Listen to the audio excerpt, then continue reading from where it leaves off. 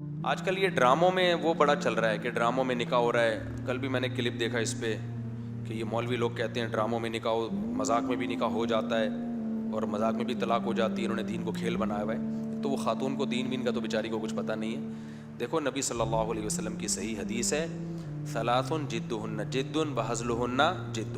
ایک منٹ میں ذرا بات کروں. تین چیزیں حقیقت میں بھی حقیقت اور مذاق میں بھی حقیقت. یہ شریعت نے اس لیے رکھا ہے, یعنی نکاح طلاق بھی ہے اسی میں, تاکہ کل لوگ اس سے پھرے نہیں. اب نکاح ہو گیا, کل میاں کہہ رہے ہیں میں نے تو مذاق میں قبولا تھا, میں نے تو مذاق میں قبولا تھا, طلاق دے دی, بعد میں بولے میں تو مذاق کر رہا تھا.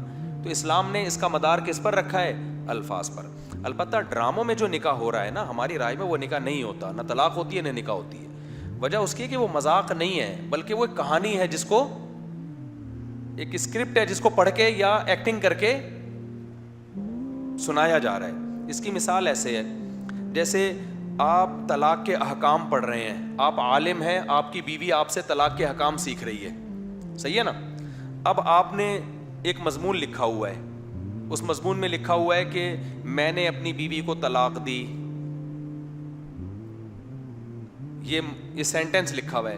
آپ یہ سینٹنس لکھا ہوا اپنی بیوی کو پڑھ کے سنا رہے ہو.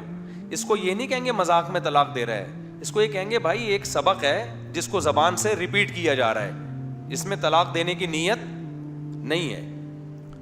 تو یہ حکایت کہتے ہیں اس کو, حکایت. ایک چیز کو نقل کیا جا رہا ہے, کہانی ہے, پڑھ کے سنائی جا رہی ہے. تو اس سے طلاق واقع نہیں ہوتی. جیسے کوئی مفتی کے پاس مسئلہ پوچھنے آتا ہے کہ مفتی صاحب اگر کوئی یوں کہے کہ میں نے اپنی بیوی کو طلاق دی تو ہو جائے گی؟ مفتی کہے ہو گئی ہے تیری بیوی کو, کیونکہ تو نے یہ کہا ہے کہ میں نے اپنی بیوی کو طلاق دی. تو وہ تھوڑی کہے گا کہ میں نے کہا ہے, وہ کہے میں تو پوچھ رہا ہوں. تو کہانی کوئی سنا رہا ہو کسی کو اور اس سنایا کبھی بزبان حال جاتا ہے, یعنی کبھی زبان سے سنایا جاتا ہے, کبھی ایکٹنگ کر کے سنایا جاتا ہے. تو ڈرامے میں پہلے ایک اسکرپٹ لکھی ہوئی ہوتی ہے, ایک کہانی ہوتی ہے, جس کہانی کو ایکٹنگ کی شکل میں بیان کیا جا رہا ہوتا ہے. تو اس پہ وہ والی حدیث نہیں فٹ بیٹھتی کہ تین چیزیں حقیقت میں بھی حقیقت, مذاق میں بھی حقیقت, اس لیے کہ مذاق نہیں ہو رہا, یہ تو ایک کہانی سنائی جا رہی ہے. تو اس میں ہماری جو جامع ترشید کی رائے ہے وہ یہ ہے کہ نہ اس میں نہ طلاق واقع ہوگی اور نہ اس میں نکاح واقع ہوگی. لیکن بہرحال یہ اختلافی مسئلہ ہے. تو جب اختلافی مسئلہ ہے تو ڈراموں میں فیک میاں بیوی کو لانا چاہیے, احتیاط کرنی چاہیے. ڈرامے والے کو چاہیے کہ جب وہ طلاق کے لیے جس کو کریکٹر ہو نا, تو وہ اس کی سچی مچی کی بیوی نہ ہو.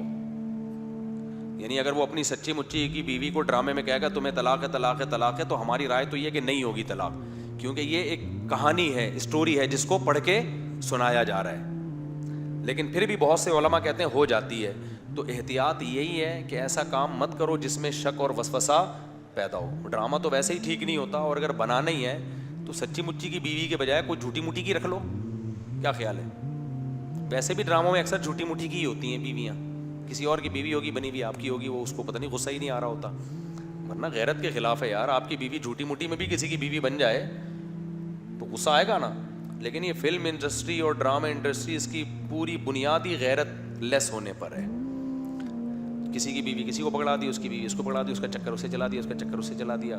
سب دیکھ رہے ہیں کہ صحیح ہے بھائی.